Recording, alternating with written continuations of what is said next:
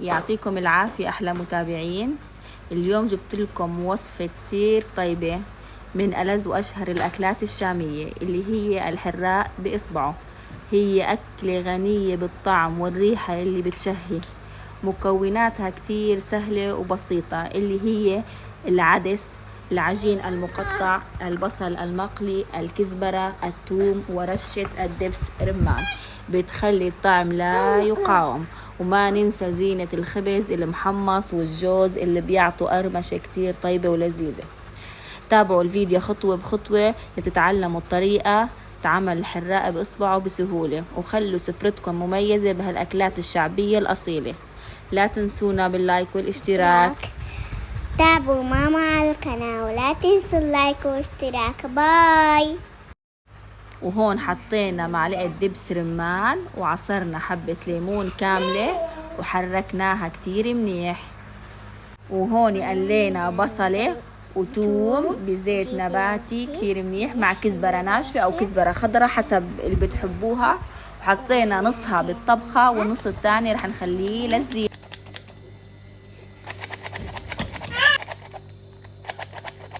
هيك عم نعمل الطحين بمقدار كاسة. مين يحذر معنا شو رح نطبخ اليوم. بعدين بدنا نحط رشة ملح للعجين. بعدين بنعمل خلطة بسيطة هيك بالطحينات. بعدين بدنا نحط كم نقطة زيت. ايوه كده اهو. يس ايوه كمان شوي. تطلع عليك. هلا بس خلينا نخلص. هون صارت العجينة جاهزة وغطيناها ورح نستناها ساعتين. مدينا العجينة وقطعنا زي ما بتحبوا. قطعناها بأشكال وهيك مثل ما بتحبوا، أي شكل بتحبوا.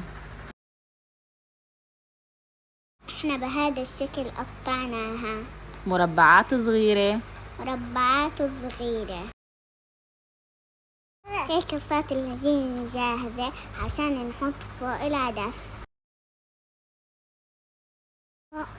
هون حطينا كاسة عدس وغسلناها كتير منيح. بعدين حطينا عليها كاستين مي وحطيناها على الغاز لتغلي. هون عصرنا ليمون ودقينا الثوم. هون عصرنا حبة ليمون كاملة، وبعدها قشرنا ثوم ودقيناه مع ملح، وبعدها بصل. وهي خلطة البصل والكزبرة والثوم قليناها. قطعنا خبز وقليناه لحتى يصير جاهز للتزيين. هون حطينا العجين فوق العدس. بعد ما غلى العدس حطينا العجين المقطع مربعات فوق العدس، وخلينا العدس يغلي. كان مستوي نص سوية مع العجين استوى كامل واستوى. تأكدنا انه استوى كتير منيح. ضفنا دبس رمان وضفنا الليمون وخليناه يغلي مرة واحدة وطفينا عليه. كفات الأكل كتير جاهزة، جربوها كتير رح تعجبكم. لا تنسوا تحطوا اللايك والاشتراك واشتركوا بالقناة.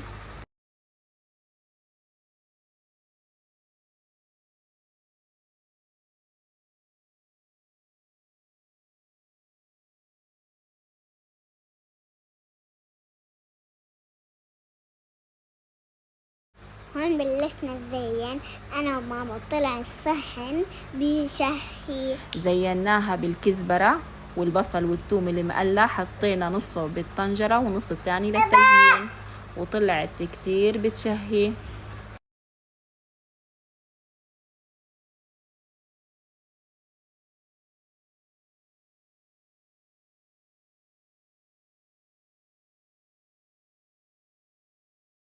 وهيك ساعدتني بنتي الصغيرة رفيف بالطبخة وتعلمت تعملها. يا متابعين يا حلوين، ممكن لا تنسوا تشتركوا بالقناة عشان ننزل لكم وصفات كتير حلوة ونحط لكم لايك واشتراك. لا تنسوا تحطوا لنا، احنا بنحبكم كتير.